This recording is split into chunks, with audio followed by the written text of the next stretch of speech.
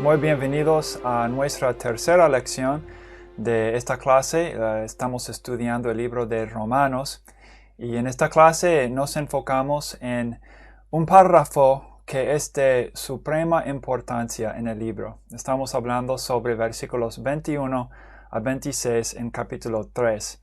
Y aquí vemos una respuesta a varias preguntas o cuestiones que surgen mientras uno lee el Antiguo Testamento tratando de descubrir qué es el plan de Dios para proveer una redención final para los seres humanos.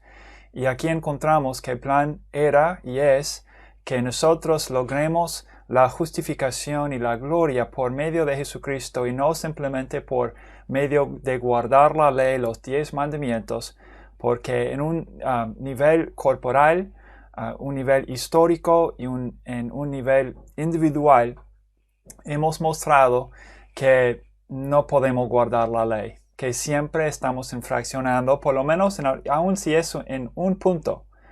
Entonces, en este capítulo, en estos versículos, vamos a ver qué hizo Dios para proveernos una redención.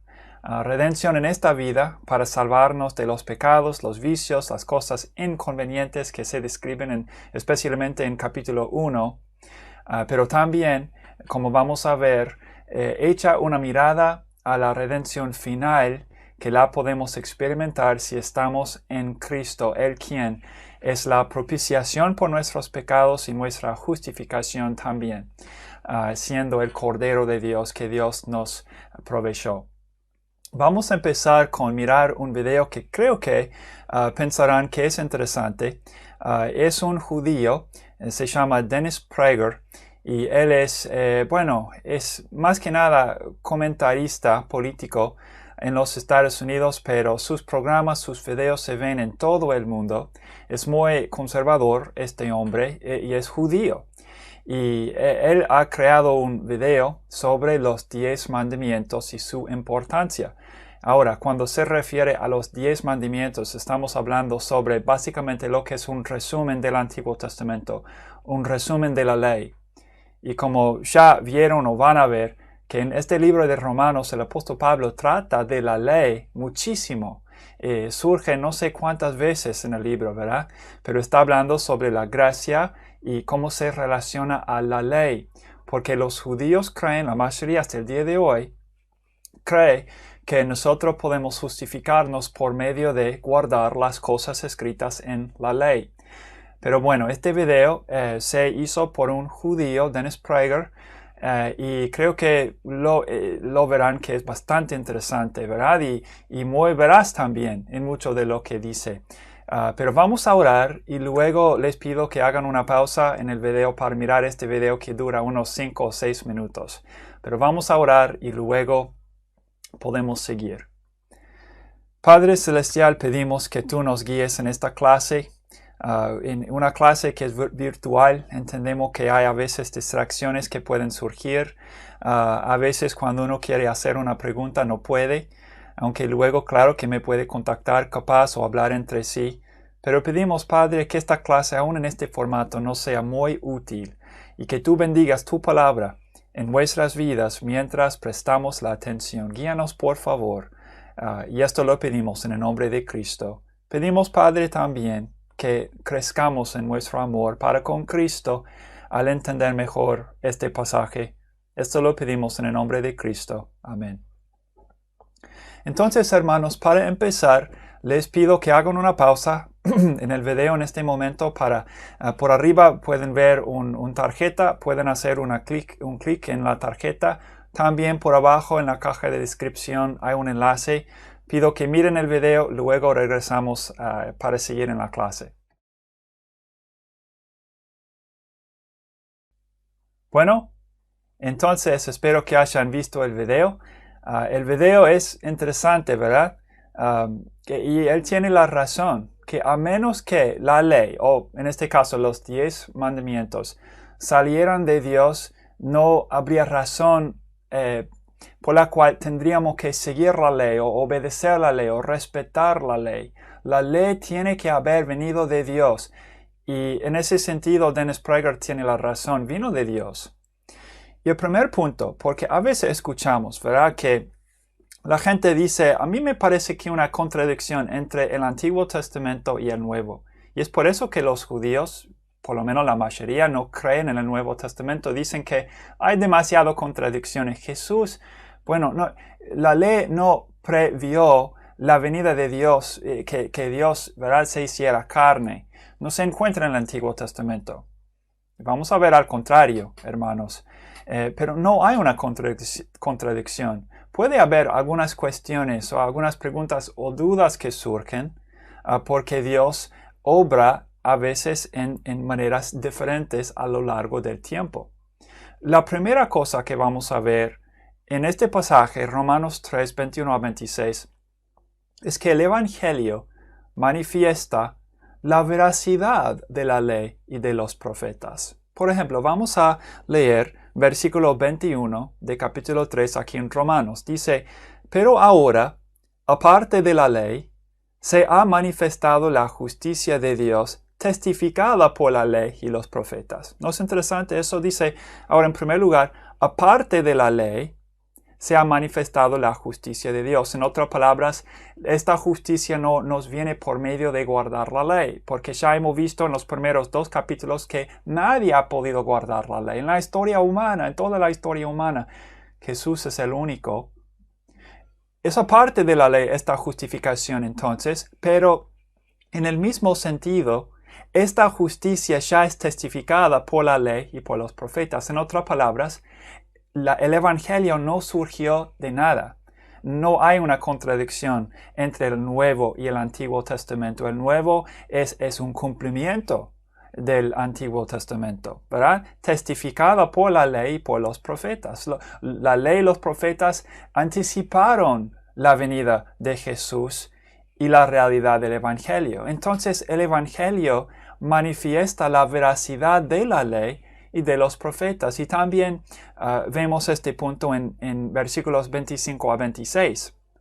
Dice, a quien Dios, hablando sobre Cristo, puso como propiciación por medio de la fe en su sangre, para manifestar su justicia, a causa de haber pasado por alto en su paciencia los pecados pasados, con la mira de manifestar en este tiempo su justicia, a fin de que Él sea el justo y el que justifica al que es de la fe de Jesús. Vamos a ver entonces cómo el Evangelio manifiesta la veracidad de la ley y de los profetas. Y primero podemos apuntar que nadie puede disputar la influencia de la ley mosaica, los 10 mandamientos, ¿verdad? Por lo menos en todo el hemisferio occidental, los 10 mandamientos han formado la base de lo que es la ética entre nuestras relaciones, ¿verdad? En varios niveles, es verdad. Entonces, la influencia no se puede disputar, solo se disputa su importancia. Por ejemplo, algunos dicen, aun si no tuviéramos los 10 mandamientos, entenderíamos ya, porque en alguna manera está escrita, ¿verdad?, en la ética, en el moral humano, que hay ciertas cosas que no se deben hacer. Entonces se disputa capaz su importancia. Si no fuera Moisés, alguien más hubiera escrito algo parecido, aunque no sea la verdad. Dios llamó y utilizó a Moisés para básicamente codificar la ética humana que ya, como dice Romanos 1, estuvo y está escrita sobre el corazón de cada persona. Dios levantó un profeta para codificar esa ética. Ahora, en versículo 21 dice que esta justicia de Dios se ha manifestado aparte de la ley. Aparte de la ley. Vamos a pensar un poco en eso. La ley por sí misma no puede justificar a nadie. Porque, como apunta aquí, por medio de la ley es el conocimiento del pecado. En versículo 20 dice eso, ¿verdad? En 3:20. Entonces, la idea de que la ley puede justificarnos, si la guardamos, vemos que no es cierto. Porque al saber qué son los requisitos de Dios que son manifestados en la ley de Dios, por ejemplo, un resumen sería los 10 mandamientos, vemos que, pero no los guardamos en sus detalles. Si guardamos uno, dos o tres, vamos a fallar en otro. Entonces, por medio de conocer la ley, lo que conocemos es mejor la profundidad de nuestra pecaminosidad. La ley sirve, como vamos a ver, como ayo para guiarnos a Cristo, para ayudarnos a ver la necesidad de ser justificados, aparte de simplemente guardar la ley. Solo puede la ley producir una lucha interna que busca libertad sincera. En uno de los capítulos capaz más complicados en el Nuevo Testamento, Romanos capítulo 7, el apóstol Pablo va a entrar en la mentalidad de alguien que quiere justificarse por medio de la ley, pero hay tantas contradicciones y luchas que al final uno se siente bien vencido, porque por medio de la ley no viene la justificación, por medio de la ley viene el conocimiento del pecado. Eso es su punto aquí. Y la ley misma, entonces, la ley misma, Moisés mismo y los profetas mismos, ¿verdad?, que escribieron el resto del Antiguo Testamento, testifican de una justicia que tiene que venirnos aparte de la ley. ¿Qué son algunos ejemplos de eso? Bueno, leemos sobre lo que pensó David, el rey, el héroe, ¿verdad? David, profeta también, que escribió los salmos, muchos salmos. Aquí en capítulo 3, versículo 10, está hablando David. Y dice, como está escrito, no hay justo ni aun uno. No hay quien entienda, no hay quien busque a Dios. Todos se desviaron, a una se hicieron inútiles. No hay quien haga lo bueno, ni hay ni siquiera uno. Y él sigue, ¿verdad?, hablando sobre los pecados de sus compatriotas.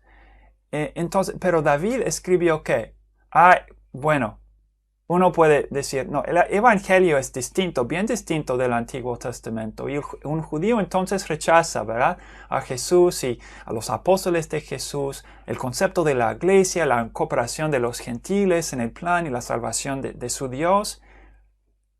No, porque David mismo, en quien muchos judíos confían, dice, entre todos mis compatriotas se ve pecado e iniquidad. Y es por eso, ¿verdad?, que es citado por Pablo para mostrar a sus compatriotas que no somos tan justos como capaz nos parezca. Isaías es capaz de profeta, ¿verdad?, ejemplar, profeta muy mesiánico también. Y él dijo, se cita aquí en este capítulo también, versículos 15 a 17, sus pies se apresuran para derramar sangre, quebranto y desventura hay en sus caminos y no conocieron camino de paz. ¿De quién está hablando? Hablando a sus compatriotas. No estamos diciendo que todos los judíos, ¿verdad?, son personas muy malas, pero algo es cierto, que es cierto de la ley misma, del Antiguo Testamento mismo, es que en masa los judíos no obedecieron a Dios. Y en un nivel individual, se ve que todos estamos destituidos de la gloria de Dios. Y por eso el apóstol Pablo cita el mismo Antiguo Testamento. Moisés previó el día en que los judíos desobedecerían en masa.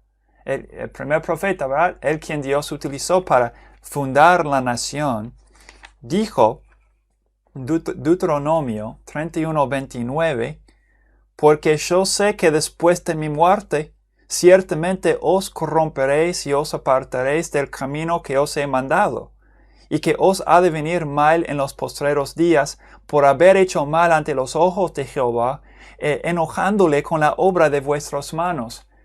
Y la verdad es que Moisés habla con frecuencia a los israelitas, a los judíos así. Entonces, Moisés habló sobre la necesidad de que Dios levantara otro profeta como él y aún mejor que él. Si vamos a Deuteronomio 18, Versículo 18, hay una profecía, una promesa de gran importancia que demuestra que por medio de tener la ley mosaica, los judíos no iban a poder justificarse. También es una promesa mesiánica que señala la necesidad de que otro profeta mejor venga. Deuteronomio 18:18 dice, profeta les levantaré de en medio de sus hermanos como tú. Ahora Dios está hablándole a Moisés, ¿verdad? Y pondré mis palabras en su boca, y él les hablará todo lo que yo le mandare.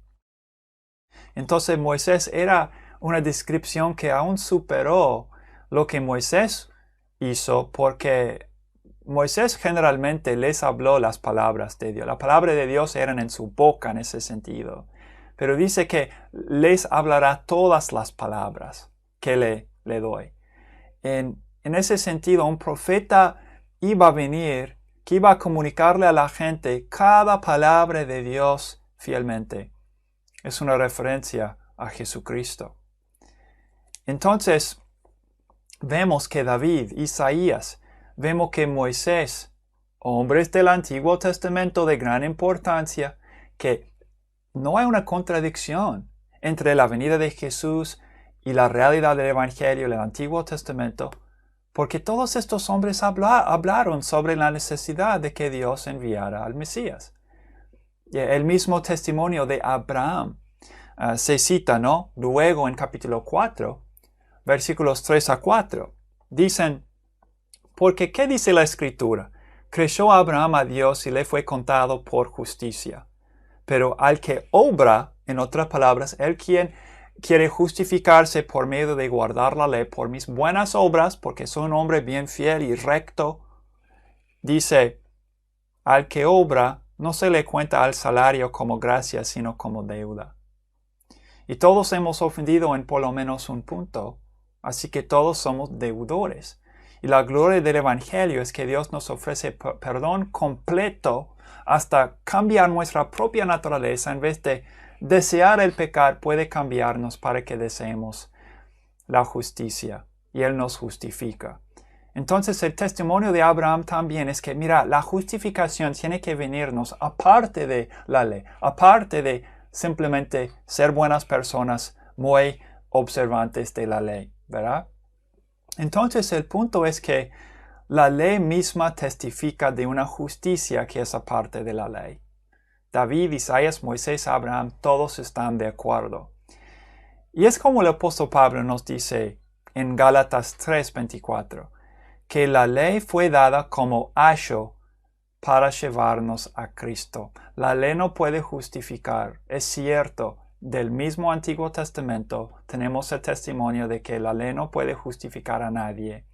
La ley nos muestra nuestra necesidad de ser justificados por medio de obra directa de Dios. Es la que tenemos en el Evangelio de Jesucristo.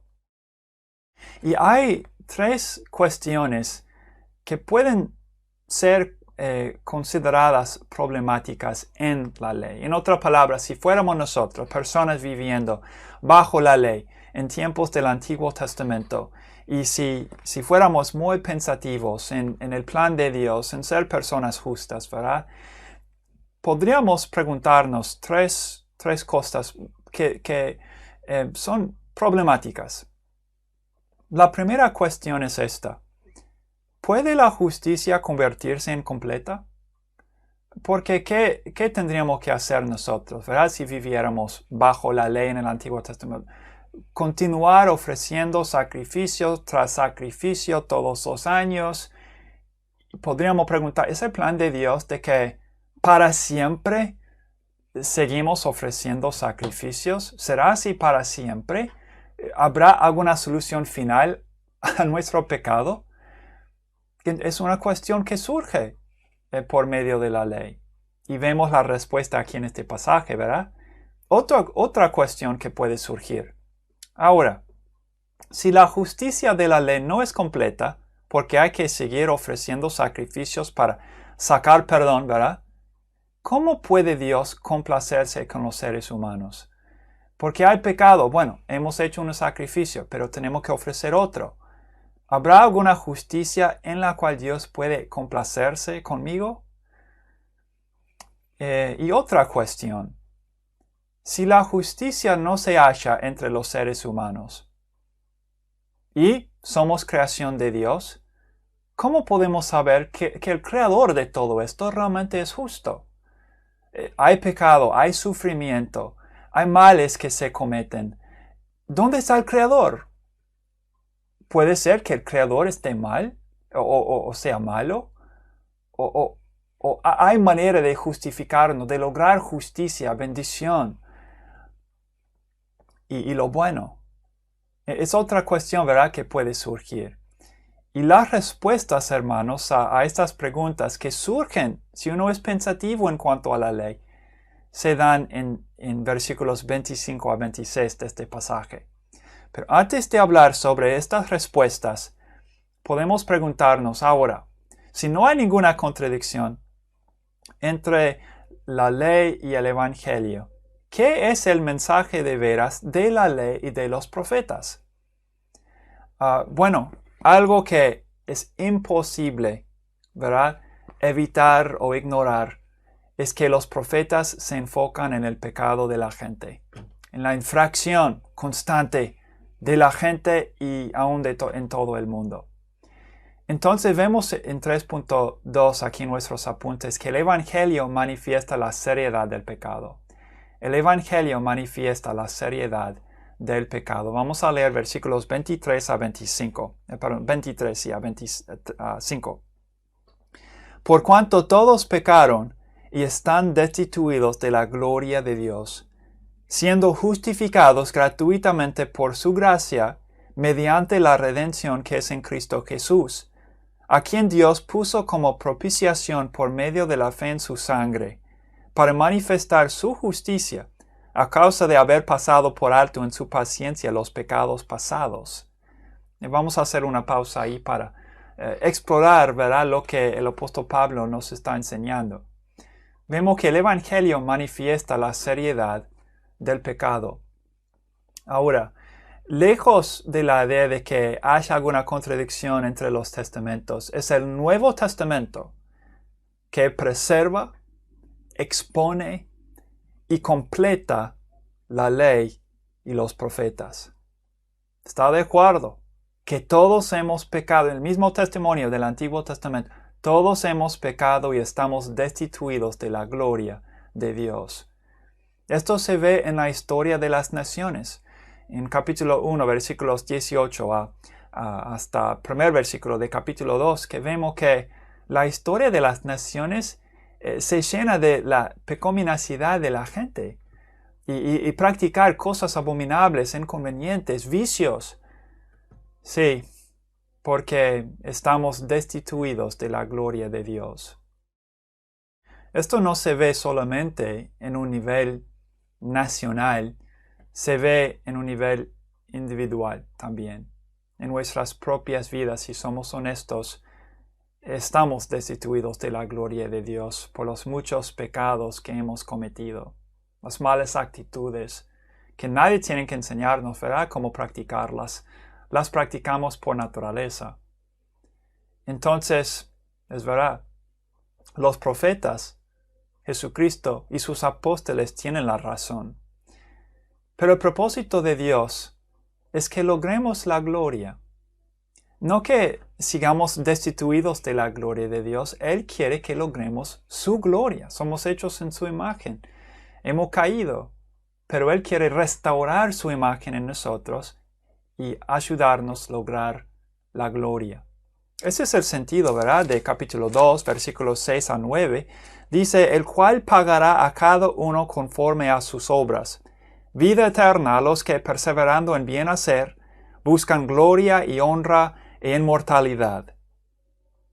Entonces, la buena búsqueda, podemos decir, es buscar vida eterna, perseverando en bien hacer, porque buscan gloria y honra e inmortalidad.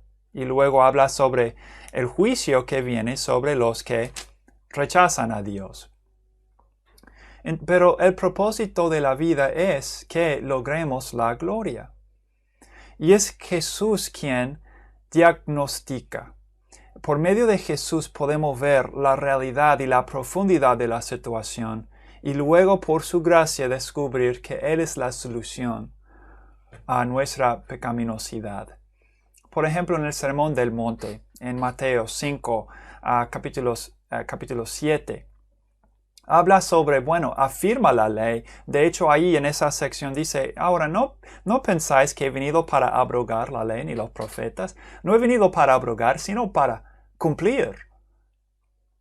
Pero cuando él dio su sermón en el monte, era más que una repetición de la ley mosaica. Él dijo, afirmó la veracidad de ella, pero también dijo, pero el problema más profundo, no basta que seamos gente con las tradiciones religiosas y que nos engrandecemos por tener la ley, por ser judío. Más que eso, hay un problema en nuestro corazón por no creer la voluntad de Dios. No queremos conformarnos nomás. Una transformación nos es necesaria. Y predicó entonces actitudes de corazón en vez de simplemente el conformarse, ¿verdad?, a las tradiciones religiosas. Y es Él entonces quien diagnostica y es Él quien nos da la oportunidad de lograr nuestro propósito por medio de una transformación completa. Y entonces aquí vemos también que entonces era el Mesías quien nos proveería la redención. En el Antiguo Testamento, el pasaje más completo, ¿verdad?, en cuanto a la redención que iba a ser provista por medio del Mesías se encuentra en Isaías 53. Y la palabra que aquí se usa, ¿verdad?, en Romanos 3, es la palabra griega apolutroseos. Apolutroseos. Los de ustedes que están estudiando griego pueden practicar para la pronunciación, ¿verdad?, por la palabra que está escrita ahí. Se traduce la redención. ¿Qué es la redención? Redención se refiere a la libertad del pecado y libertad de la culpabilidad. Esta redención Dios quiere proveernosla ya en esta vida. Pero en el contexto también echa una mirada hacia la redención final. La redención final. Hemos hablado cómo la ira de Dios ya se manifiesta, ¿verdad? Por los que lo rechazan, terminan practicando cosas muy inconvenientes y los vicios que realmente destruyen la vida. Y hay la ira venidera también, una referencia a ser echado en el lago de fuego. Pero en este sentido de echar una mirada a la redención final, yo leo en capítulo 8 de Romanos, versículo 23, y dice, 22 empezando ahí, porque sabemos que toda la creación gime a una y a una está con dolores de parto hasta ahora. 23. Y no solo ella, sino que también nosotros mismos que tenemos las primicias del Espíritu. Nosotros también gemimos dentro de nosotros mismos, esperando la adopción, la redención de nuestro cuerpo.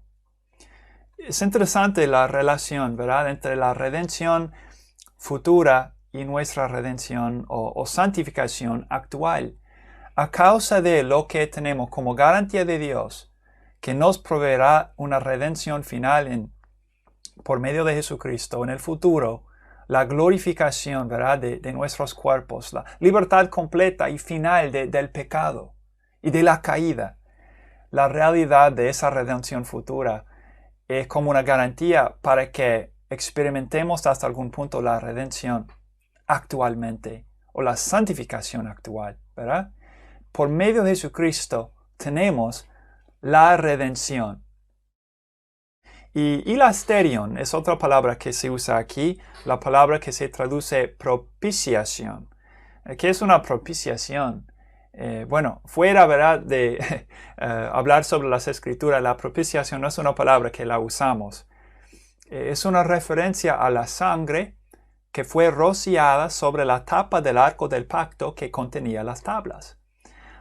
Entonces, representó cómo la gente no guardó la ley, las tablas, ¿verdad?, contenidas dentro del arca, y la sangre, alguien o algo tenía que morir para propiciar, para hacer una propiciación por ese pecado. Y dice que Jesús proveyó no solamente la sangre de animales, Él proveyó su propia sangre para justificarnos según el plan de Dios. Propiciación. Sin estos medios, la redención, la propiciación, sin estos medios quedaremos bajo la ira que ya es manifiesta de Dios, que se explica ahí en 1:18. El Evangelio entonces manifiesta la seriedad del pecado tal como hizo el Antiguo Testamento y todos los profetas, ¿verdad?, que escribieron en él. Y 3.3, el Evangelio manifiesta la justicia de Dios. 25 a 26 dice que para manifestar, en el medio ahí en 25, ¿verdad?, para manifestar su justicia a causa de, dice, haber pasado por alto en su paciencia los pecados pasados. En otras palabras, todavía en el Antiguo Testamento no hubo un sacrificio suficiente para proveer una solución final a los pecados. En ese sentido, entonces, Dios los pasó por alto, los pecados, sabiendo que iba a proveer redención final en la persona de su Hijo en algún momento. Y 26 dice, con la mira de manifestar en este tiempo su justicia por medio de Jesucristo, ¿verdad?, a fin de que Él sea el justo. En otra parte, ¿dónde está la justicia de Dios si toda la creación sigue en su pecado?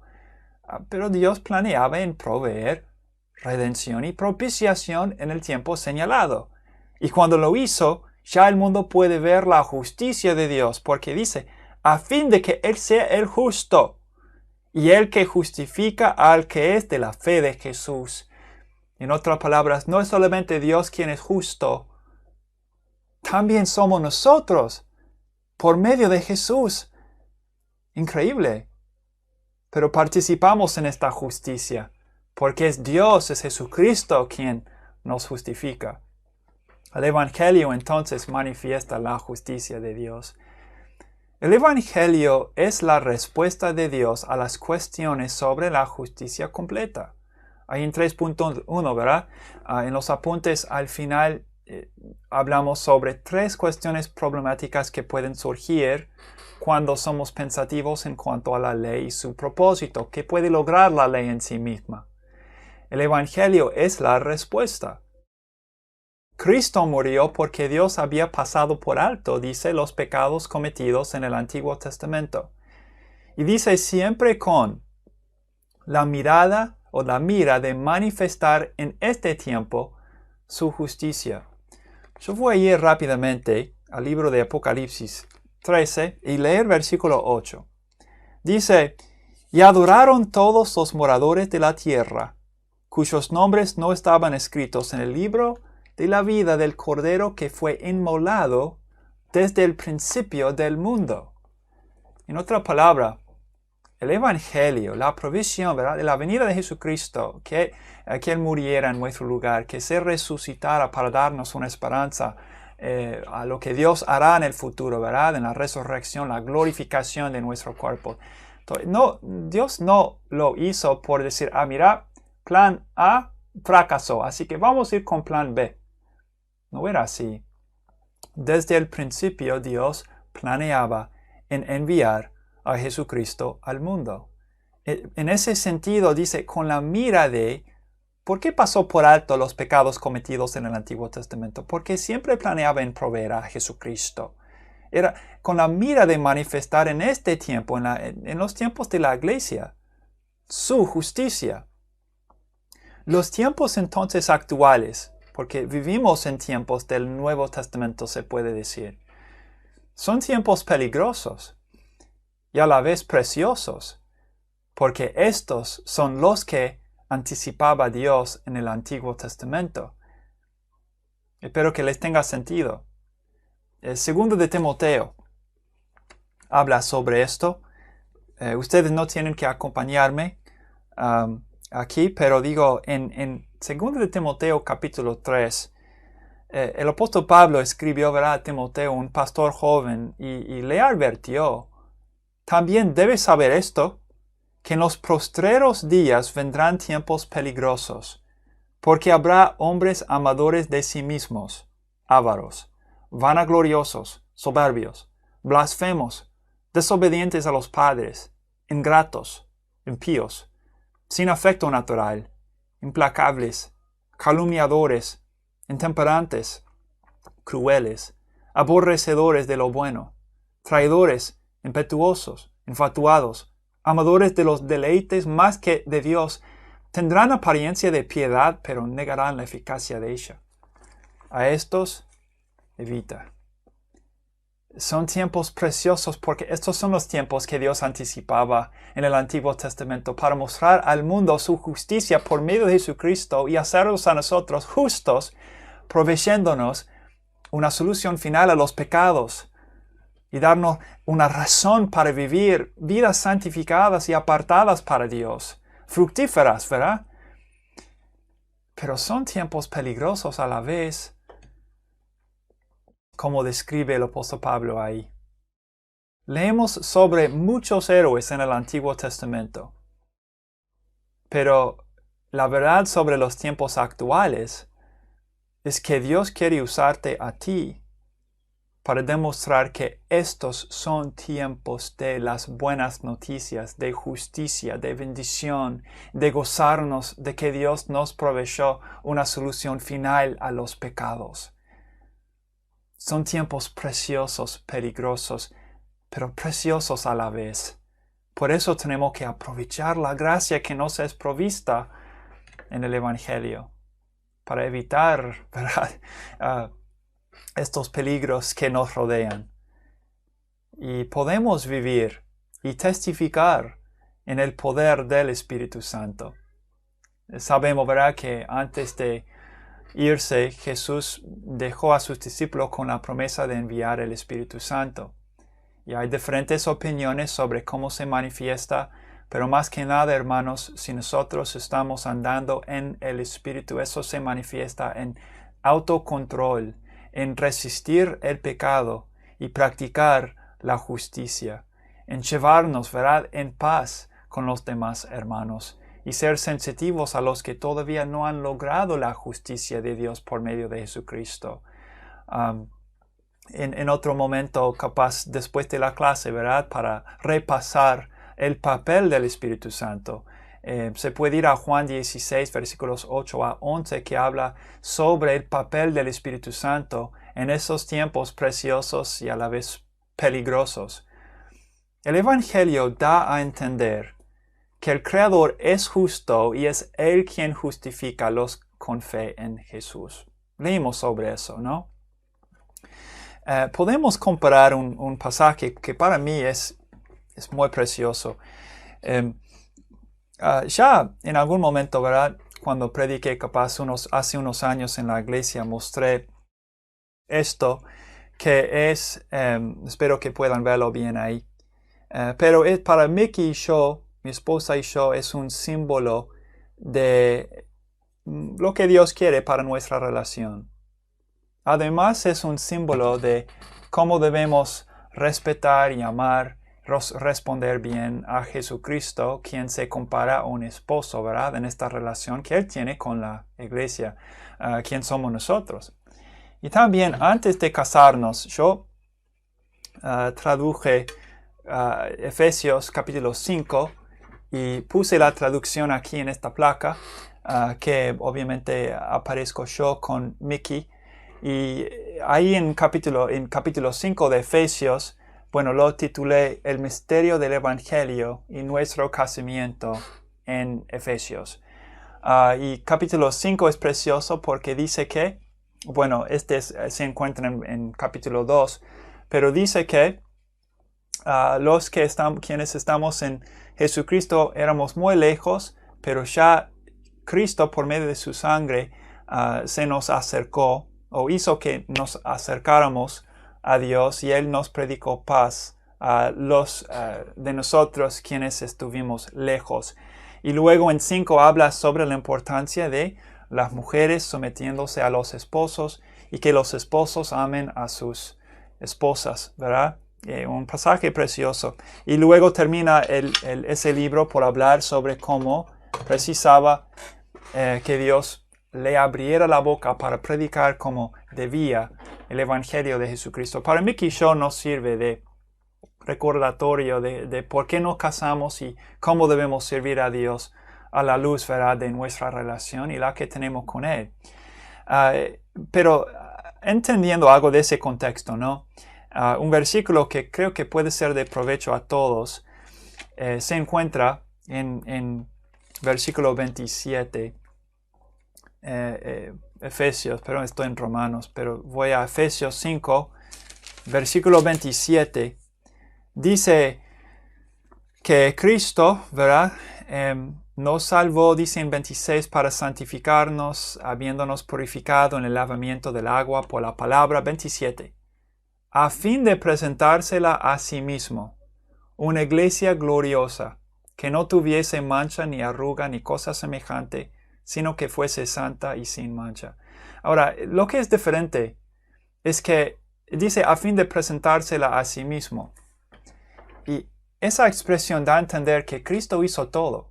Normalmente cuando un hombre se casa con una mujer, la mujer se prepara a sí misma, el padre también la prepara para poder casarse, ¿verdad? Y darse al esposo, pero dice que no, nuestra relación con Jesús se asemeja a un matrimonio, pero es distinta en el sentido de que Él dice, a fin de que Él se la presentara a sí mismo. En otra palabra, es Él quien nos prepara para el casamiento y es Él quien lo consume. Él hace todo. Es Él quien nos justifica y es Él quien es el justo. Él hace todo en esta redención que la tenemos en Jesucristo. No sé si estoy siendo claro, pero el punto aquí en Romanos es que el Evangelio da a entender que el Creador es justo y es Él quien justifica a los con fe en Jesús. Él hace todo. Y es por eso que la jactancia por nuestras buenas obras, ¿verdad?, lo que fueran, ya no puede existir. La jactancia queda excluida. Porque Dios proveyó lo que ningún hombre pudo. Por eso la jactancia queda excluida, como dice versículo 27. Por eso, hermanos, si somos salvos, no debemos hablar sobre todas nuestras buenas obras. Capaz yo lo haya hecho, ¿verdad? Pero a veces cuando escucho a alguien que habla sobre cuán buenazo es, me dificulta tener paciencia para escuchar eso. Porque si no vamos a gloriar, debemos gloriarnos en Cristo, porque es Él quien es justo, es Él quien nos justifica también. Y la jactancia queda excluida. Debemos hablar más de Jesús y su bondad en vez de la de nosotros. Y Jesús es el único que cumplió la ley.